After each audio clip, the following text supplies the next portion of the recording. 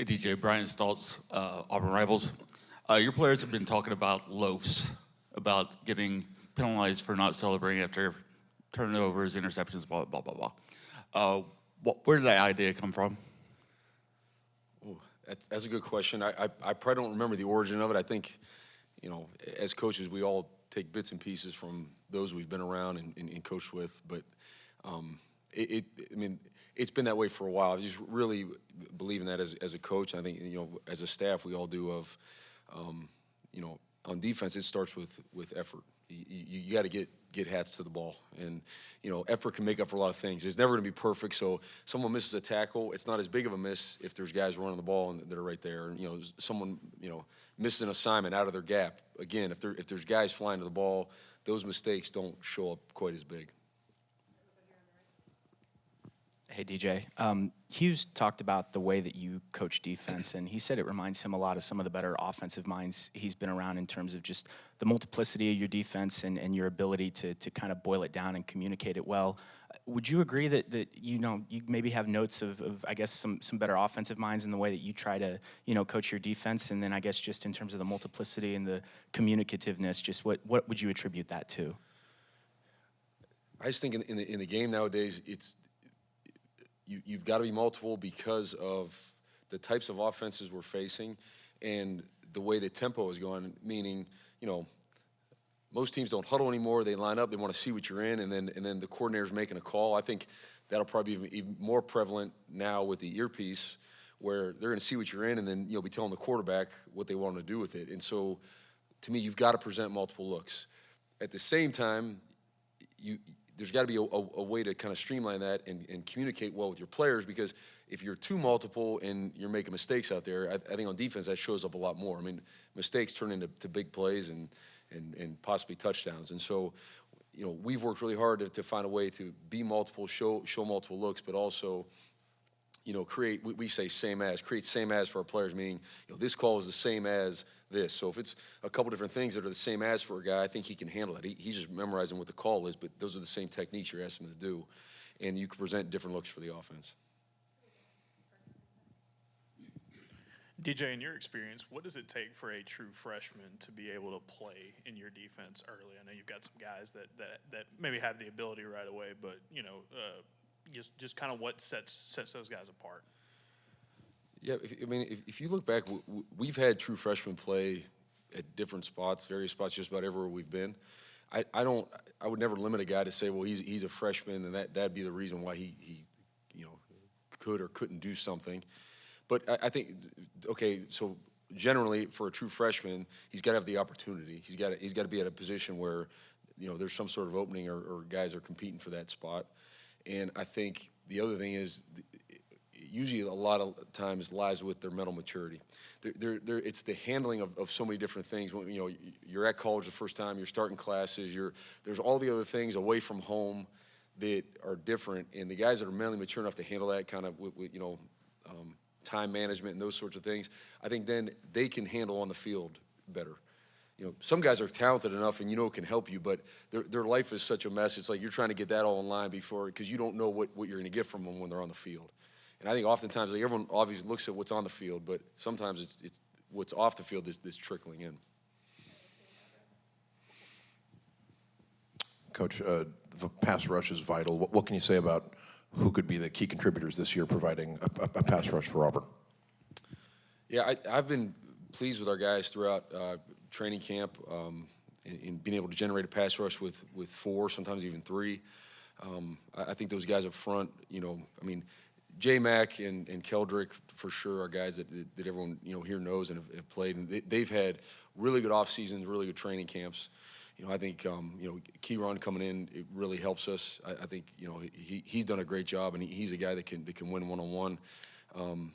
And a lot of those young guys too, Amaris and Jamonte, those guys are all guys that when you get them one-on-one situations have been effective, and we're gonna need them to be. I think anytime you can create a pass rush, affect the quarterback, and get them off the spot with not having to pressure all the time to do that, it's very helpful for the defense. And so we're going to count on those guys and have different packages where they line up in different places to be able to do that. On the back end, you were talking about liking to play as many players as you can. Who do you feel comfortable with now in the secondary as you're week and a half out? Yeah, it's we're still working very hard to create that depth with those guys, both outside of the corner spots as well as inside. And I think when I say depth too, it's position multiplicity too. Like, to be able to be in a nickel package or a dime package and have those guys, learn more than one spot and be able to bounce around. And so, Coach Kelly, Coach Crime, those guys do a great job with them in the back end. We are going to play multiple guys back there. We feel we have enough talent to do that back there. And so, for us, then it's honed in on what guys, what each guy can handle. Sometimes physically they can handle doing multiple things, but it's okay mentally. Are we putting too much on this guy to learn more than one spot? Those are the things right now that we're kind of fine-tuning and going through as we approach a game week to say, okay, now we get into a game plan and it's really detailed and narrowed down as to what we're doing. What can this guy handle and learn?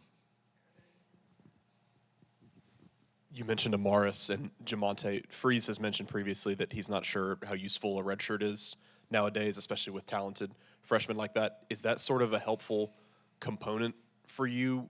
Have you, as a coaching staff, maybe talked about, you don't need to worry about that if they can help you 5 or 6 plays, just get them in the game? I'm interested to kind of know your perspective on that.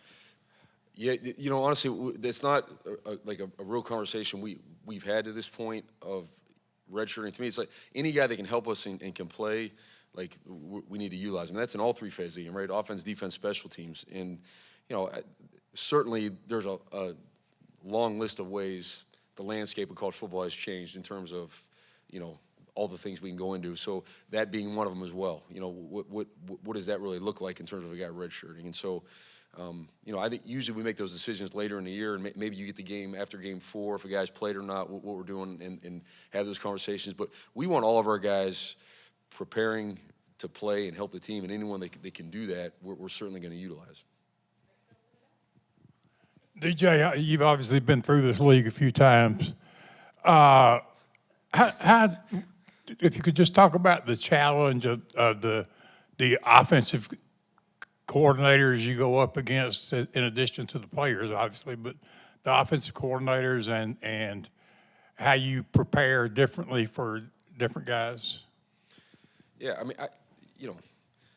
listen, I think this conference is the best football in the country, and so it attracts the best players, I feel, in recruiting. For the most part, you're recruiting the top-level players, and I think it's the same for coaches. You're going to get the top-level coaches that want to, everyone that's a competitor, whatever field you're involved in, you want to compete at the highest level. And so, we have that. I think, yeah, there's talented coordinators, and week in and week out, those challenges are different as to what you face. But obviously, all these guys are, very good at what they do, and they present issues for us. And I think, again, the way the game's going, the communication I think presents some issues on the defense as well. And those are all things that we're, continue to work through. But it's a great challenge. It's something we embrace every week. Coach, question about the helmet communication. Have you guys kind of nailed down who are going to kind of be the players, with the units in their helmets? And have you guys experienced any kinks, or just how's that experiment or the newness going on that front? Yeah, we have. The kinks are they told me sometimes I'm too loud in their ear, so I gotta work on that. There's a couple ways of saying the same thing. Maybe it sounded differently, but we're. I don't know how much that on the defensive side that it really changes things. I think it does assist and maybe helps a little bit with communication, but we can't totally go to that's our communication to the players on the field. Just, again, most teams don't huddle. We can't huddle. So I think we're different from the program from that aspect. But we've been working on that since really back in spring, and kind of I feel like worked out a lot of the kinks in it. And kind of how we want to do it. And so, some of that may change as we get in the season, maybe, but we've worked on it a bunch. Hey, DJ. Coach Freeze mentioned Demarcus Rick as a freshman who, he said probably isn't getting talked about enough. What have you seen from him, and, how do you think he can contribute this season? Yeah, Demarcus is a unique skill set. For his size and length and ability to run and move is pretty dynamic. He played a different position in high school than he's playing right now. but I think that lends to his ability to, play multiple spots. He looks really good out in open field, open space, but he also looks good in the box because he has good length. He's a physical player, and I just think he's just scratching the surface because obviously every rep he gets is something where he's at is probably a new one for him, and so you can just see him get better and learn every day out there. So he's definitely a guy that can and will contribute and help us as a freshman. All right, guys. Thank you.